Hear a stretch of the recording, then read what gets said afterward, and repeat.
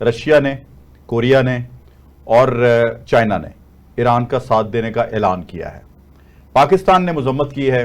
پاکستان کے اسپیکر نے بڑی واضح طور پہ کیٹاگوریکلی کہا ہے، جب پی ٹی آئی کے ایک شخص نے ریاست کہا اسرائیل کو، انہوں نے کہا جی وہ ہمارے نزدیک ریاست نہیں ہے، وہ غاصب ہیں اور دہشت گرد ہیں. تو آپ مجھے بتائیے کہ پاکستان بھی ریئیکٹ کر رہا ہے اور اس خطے میں بڑا مذمت ہو رہی ہے سخت حملے کی، اور پھر بھی دھڑا دھڑ وہ حملے پہ حملہ کیے جا رہا ہے. تو عزائم آپ کو کیا لگتے ہیں؟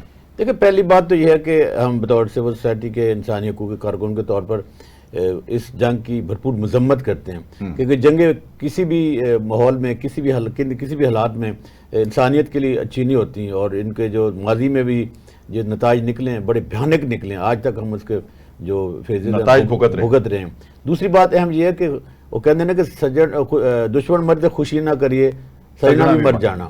دیکھیں جی، وہ ایک ایرا تھا جب یاسر عرفات صاحب زندہ تھے. اس وقت اگر فلسطین کا مسئلہ حل ہو جاتا تو شاید آج یہ دو ریاستی حل سب کو قابل قبول ہوتا. لیکن اب جب اسرائیل نے تمام وہ حدیں عبور کر دی، تمام وہ جو ایلیمنٹس تھے، تمام وہ جو گروپس تھے، ان کو نصف و نابود کر دیا، اور وہ جو ٹیکنالوجی تھی انہوں نے اسماعیل ہانیہ پہ استعمال کی، ایران میں پھر حسن نصر اللہ پہ کی، اور چن چن کر جتنے بھی ان کے ٹھکانے تھے اب تک انہوں نے صفایا کیا ہے، فلسطین میں، غزہ میں اور لبنان میں، شام میں، جو یمن میں.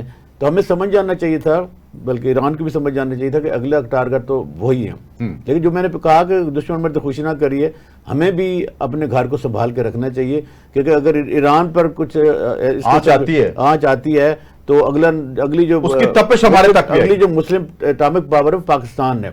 تو یقیناً ہمیں اس کے سلوشن کے لیے، اس کی جنگ بندی کے لیے OIC لیول پہ اپنا کردار ضرور ادا کرنا چاہیے. کہ پاکستان چونکہ ہم کہتے ہیں کہ ہم پیسفل نیشن ہے، تو پیسفل نیشن کو اپنا ادا کرنا چاہیے اور موو کرنا چاہیے یونائٹڈ نیشن کی اسمبلی میں بھی اور OIC میں بھی. جی اپنا ایک بات بڑی جو برگیڈ صاحب نے کی بڑی ضروری ہے، کرنا صاحب جو کہہ رہے ہیں.